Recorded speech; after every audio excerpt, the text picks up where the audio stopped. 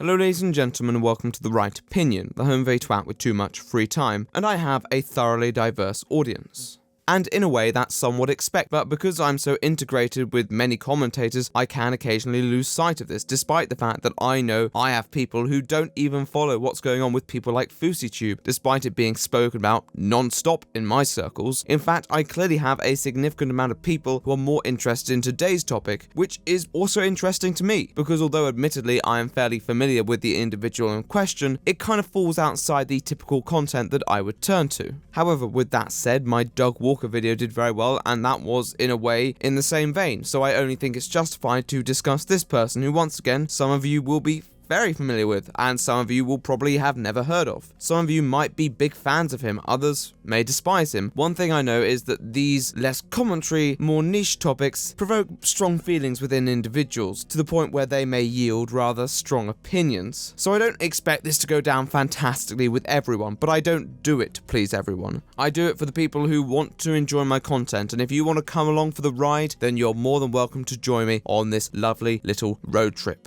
And many people have asked me to do a video on this chap, so it clearly does have an appeal, and hopefully today I can provide a more impartial look at everything he's said and done, and give some thoughts and opinions. It's in the name. Also, once again, I know this will be a late coverage of the topic, but I prefer to wait until all the dust is settled before pulling out the duster, if you know what I mean. It also allows me to have a look at what more can be said, rather than just observing the current drama that is going down. So let's briefly have a rundown of why Butch Hartman is of interest today, because on the surface, if you were just scrolling through his Wikipedia page, Butch Hartman has no right to be involved in the YouTube community. If you're an internet casual, like most people, you wouldn't be able to tell him apart from any other TV producer or animator. But as we're going to find out today, there's a lot to distinguish him beneath the surface. So to people who are unfamiliar with this gentleman, Butch Hartman is a multi-talented individual in children's cartoons. He has produced many popular TV shows. The one that you lot are probably most conversant with is The Fairly Odd Parents, a show that I used to adore growing up. It's a sort of thing that, in spite of its rather ostentatious attitude, just has the plots to really inspire the imagination with all these possibilities of a fantastical world that it creates. Given where I lived and the sort of TV service that we used to receive, I never really had the opportunity to watch it on a regular basis, so any time I did was a real luxury. However, that is merely a ripple in the ocean that is his career, and he has helped produce many other children's television shows, including Danny Phantom, Tough Puppy, and Dexter's Laboratory, which, although it's something that we wouldn't think about too much as kids, it's easy to see the striking stylistic similarities. Oh, that was some nice alliteration. Anyhow, before I become too caught up in my own language, let me make it clear. It's no criticism that you have consistency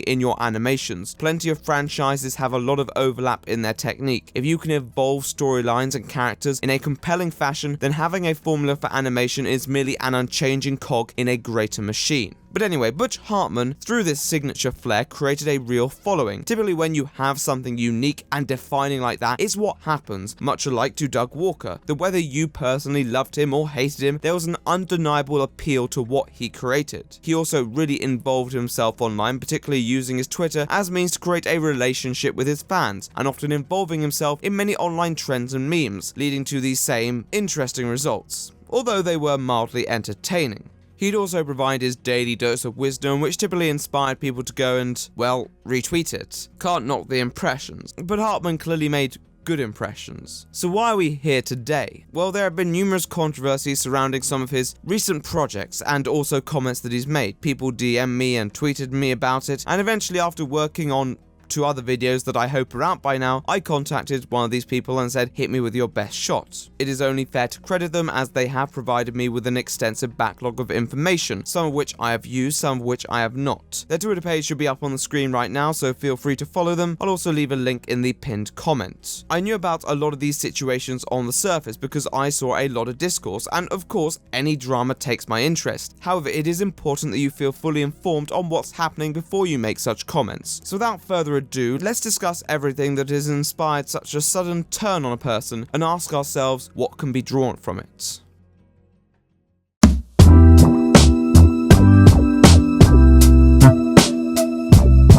Now, it's hard to document this in a clear chronological order because a lot of things were revealed at different times as to when they happened. However, it all seemed to snowball when he created a Kickstarter for something known as Oaxis. You see, in February, Butch Hartman announced that he had departed Nickelodeon. The video was mostly him just fondly reflecting on his career with the company, with the notion that he left because he felt it was time. He had been working there 20 years, and as fun as something can be, sometimes you do need a change, so nothing seemed particularly out of the ordinary here. He made a lot of vague, open comments that kind of gave him the option to go anywhere, while still remaining consistent with some sort of trajectory. So June came around and he finally decided to make a serious announcement, one that would finally serve as a sufficient follow-on for his fans as to where his work was going. What was it, I hear you ask? Well, it was his own network. In a video titled "I'm starting a new network," all in big, sexy capital letters, to really give it that emphatic vibe, he announced that he was, believe it or not, starting a new network. Now, this was presented as a competitor to all the other large networks. However, there was a spin. It was going to be, in vein of many of the other recent initiatives, consumer-oriented. He rightfully points out that a lot of corporations have no deeper relationship with their audience and says that he can present that himself. This is followed by a very interesting advert where he really talks about key values being eroded away by modern life, and then presenting the network as the solution. It was also announced that this was going to be a Kickstarter, with his initial goal being set at $250,000. This would cover the costs of producers and aid the creation of family-friendly shows about positive subject matters. I have to admit, it is an intriguing initiative in spite of the meme bait. Oasis, Axis, welcome to Oaxis. This initially reminded me of DeFranco's fundraising project to support his own independent news network, and generally, as long as someone's transparent with the distribution of such funds, then I don't think you can really complain. And although I think it is necessary to talk about the worst things going on in the world, we can't constantly hide in the bubble of pseudo-family positive values. However, as a brief refuge for wholesome family time, it's not a bad idea given the race to the bottom of sensationalism that a lot of the media do tend to be participating in currently. So although there was possible discussion to be had about the sort of values that Hartman would be adopting, it was mostly calm at this point. But there is always calm before the storm. You see, this is where it begins to become quite suspicious. After setting up the Kickstarter, he hit the target surprisingly quickly, with a number of donors from certain locations. Although it's completely reasonable to suggest that maybe he just had a devoted fanbase with a few individuals who are fairly stacked, many felt there were some strings being pulled behind the scenes. Well, why on earth would that be? Well, Hartman himself has always been fairly well intertwined with deep core Christian values. It's funny, when I got into Nickelodeon, I wasn't a Christian. I was just becoming a Christian. I had just gotten saved, but I learned very quickly that you have to basically live as an example of Christ more than point your finger and tell people about him, you know what I mean? Fairly Odd Parents and shows like that, I couldn't do any real Christian things in them as far as mention Jesus or the cross or things, but I could put Christian values in my shows. I put, happiness, I put truth, I put family. Like when I did Danny Phantom, I did, he's the light coming into the darkness, the superhero fighting the bad guy. So it's almost like speaking in parables the way Jesus did. You can speak to the audience without even saying Jesus. They can feel Jesus in your show. If you really have a goal, if that's what you want to do, you can do it. And let us be clear here, there is nothing wrong with having religious beliefs. If it makes you a better person, then more power to you for it. However, in the video, it is fairly safe to say he does not present the network as a religious venture. And as a donor, I'd say knowing the endorsements and vested interests of a possible recipient is key, and that he did actively omit it.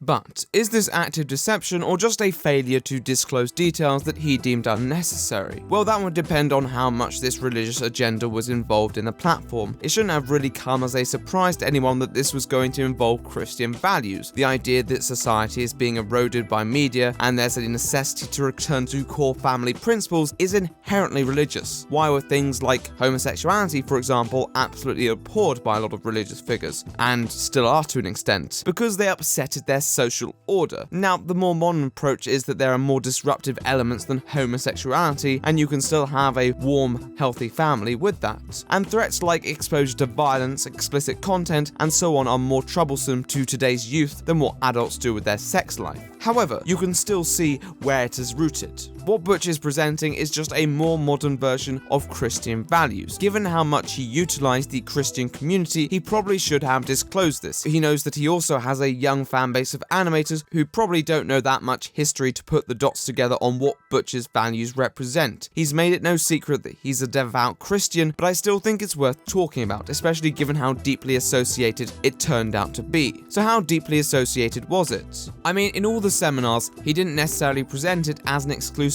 Christian streaming service. However, it was clear from the advertisers, from the fundraisers, from the comments that he made that he was trying to appeal to the Christian audience, and I think this created a justified concern within the more animation-oriented fans, because the whole hook of this network presented in the original YouTube video was that this was going to be a streaming site that is oriented for the viewer, which on principle is a pretty good idea. However, there were a unique set of circumstances that makes this unassailable, and thus rather unfair to not include. We're going to speak to them in parables. Guys, I am not making TBN. This is not TBN. This is not the church channel. It's not Golden Eagle Broadcasting or Daystar. God bless those people. It's amazing. My stuff has got to be today. It's got to be hip. It's got to be cool. It's got to reach the secular people. If I put a Christian network out there, no problem. I've got the Christians. That's cool. But I'm missing the entire other spectrum of the world. You see, he is directly trying to appeal to two demographics that are pretty diametrically opposed to each other. Now, I'm not best friends with every animator and artist out there, but one thing that I will tell you is that in that community there is a proportionally high population made up by people who would be labelled by a fundamental Christian society as deviants, and many who have had overwhelmingly negative experiences with Christian values. How do you cater to people who want to impose them while still catering to people who want to oppose them? And listen, maybe there is a way. Maybe you can find a compromise that brings everyone together regardless of their background. However, you have to lay out how you're going to do that, what values you're going to promote. By omitting this information completely, it appears Hartman knew that this would create a conflict, and instead of addressing it, he decided that it would be better to deceive both parties into thinking that he could cater to both of them. And maybe he could, but he shouldn't have had the hubris to think that he could deceive them too, and that was one of the biggest mistakes he made. Butch Hartman probably had a vision and two core fan bases that he could appeal to, and maybe he thought that it was for the greater good. But sometimes not everyone is going to see your ends, and at the same time you have to acknowledge that your visions may be wrong. However, let's talk about his little vision, shall we?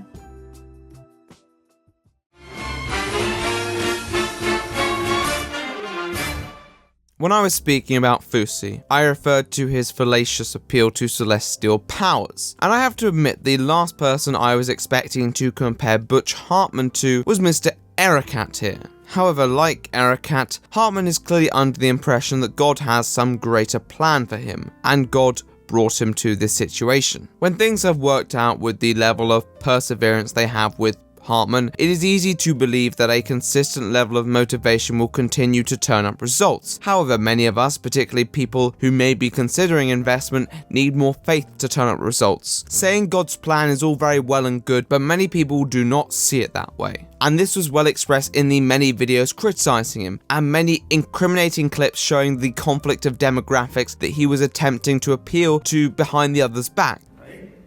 As a result, kids today, they have no purpose. There's depression. There's suicide. Constant exposure to corrupt social media and entertainment is a primary contributor to this crisis. I know kids who have committed suicide.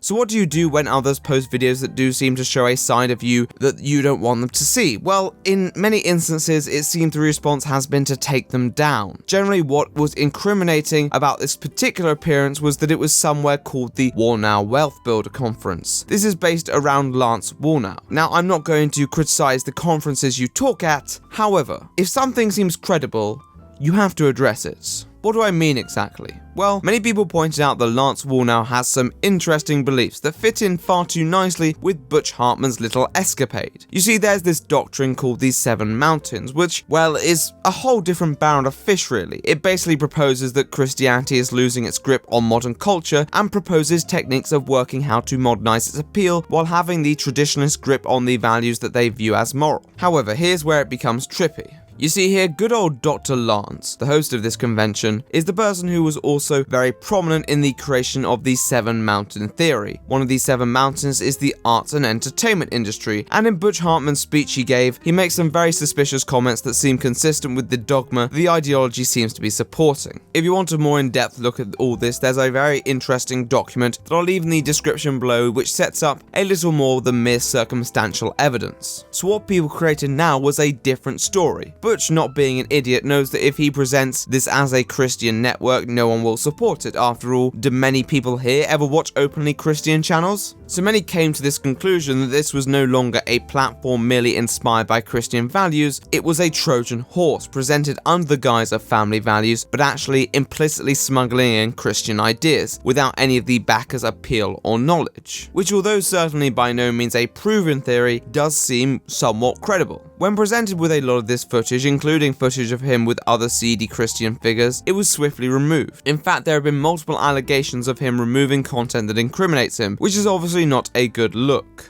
When confronted with evidence against you, you have a few options. You can accept it, you can dispel it, you can deny it, but you sure as hell should not remove it. It only implicates you further, and at the same time, other people will just re-upload it. And as soon as you remove one, people will begin downloading and saving content that implies you have committed wrongdoings. So eventually this just made him look worse, and many commentators rightfully called him out, whether he wasn't thinking or saw it as the only way to save his bacon. It was a very poor decision. And when he decided to respond, well, I'm not even going to look at it because it's the question's being asked by Dueling Duelist True.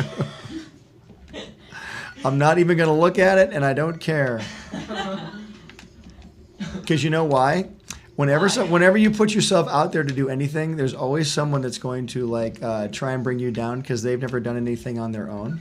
And so if someone wants to do something and they want to ask me questions like that, that's one thing. But if someone doesn't do anything and they want to criticize, then I have no time for them. No time for them.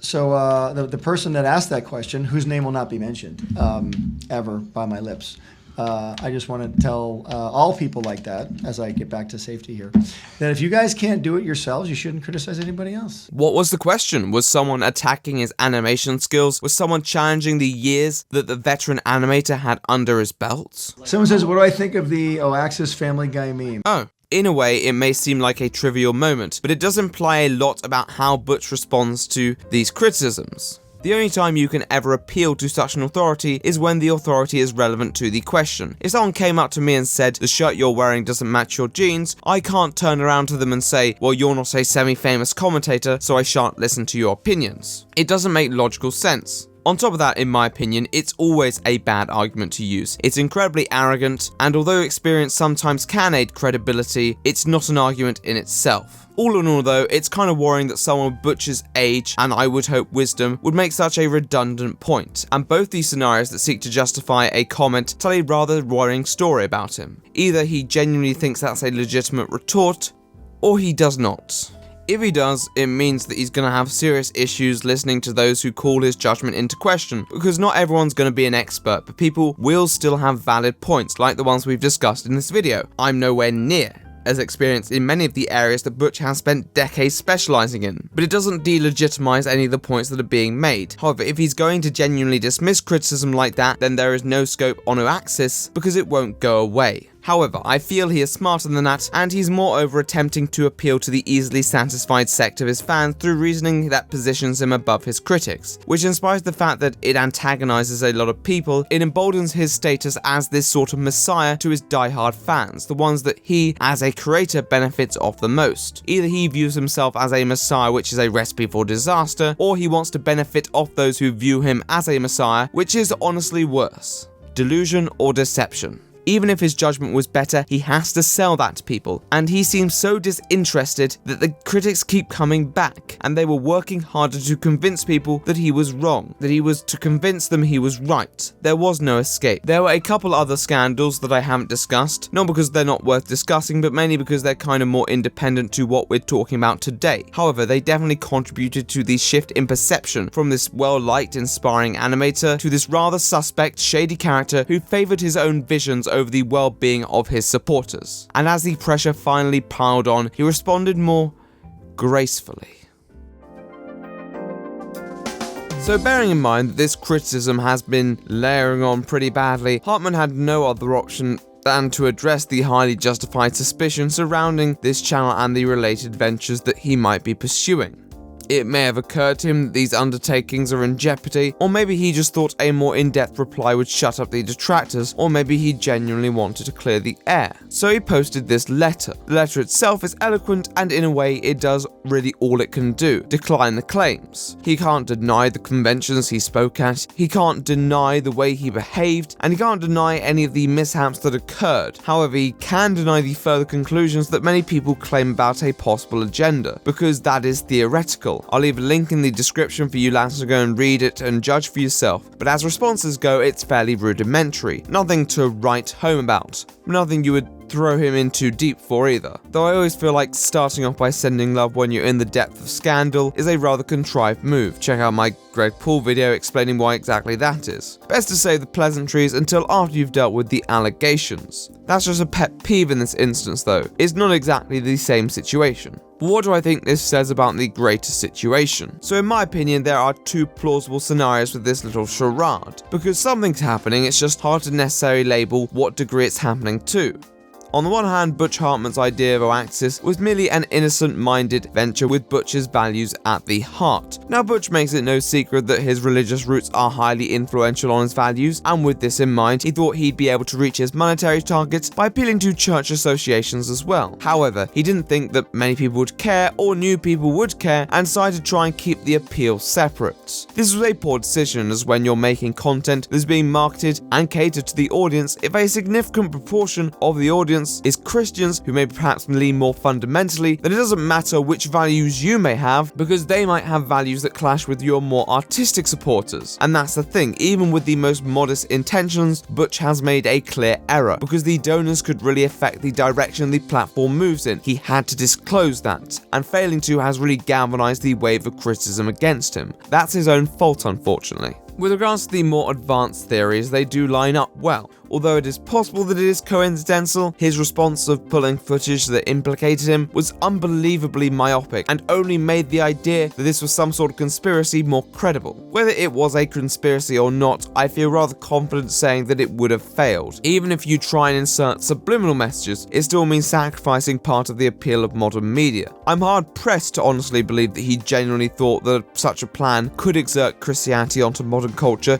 It seems so ridiculous that I'm almost inclined to give him the benefit of the doubt. But on the other hand, if someone is motivated by a cause, especially ones that appeal to a higher power like religion, it can often override a lot of logical reasoning. Celestial beings do not need justification because they transcend existence, which is why I'm always skeptical. Though I'd hope that with his experience, Hartman would be able to recognize such ideas as lost causes. However, if I gave Fousey shit for his approach, Butch Hartman doesn't get a pass just because he speaks with more authority or wisdom than our good mate Yusuf. Hartman not only behaved childishly himself, but he promoted a way of thinking that is designed to push people who challenged him down and telling those to trust him because of his accolades. Let me tell you something. The moment that you decide to trust authority because of the fact that it is authority is the moment that someone will seek to take advantage of that authority. And on the internet, we're more aware of that than ever. And many people clearly felt that they were being justifiably taken advantage of. And whether Hartman had greater plans or not, he was still asking people to trust his judgment, and it would just turn out fine, even with the vague language and the lack of details that he provided. No.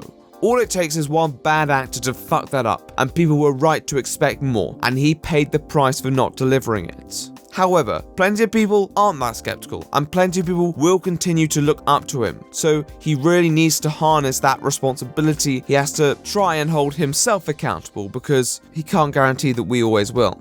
Anyhow, what do you think about Butch Hartman? Let me know in the comments down below. I'll do my best to reply to them in the first few hours, though I am really busy at time recording and a lot is happening in my life. I would love to give a huge shout out to the editors who've done another stellar job. I'm going to leave their links in the pinned comment. If you could check them out, it would be fantastic. Without them, this channel would not be where it is. I know I say that a lot, but it really does make a huge difference in my life, and I can't show my appreciation enough to them. Also, if you want to talk to me and I'm not replying to comments, then you can hit me up on Twitter at The Right Opinion, hit me up on Facebook. I'll leave links to all those in the description below, and I also have a Discord that I should be using more regularly now I'm back at university.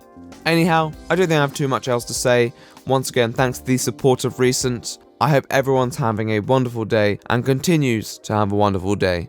Or maybe the day is coming to an end and I hope you've had a wonderful day. But until then, I'm The Right Opinion, and I'll see you in the next one.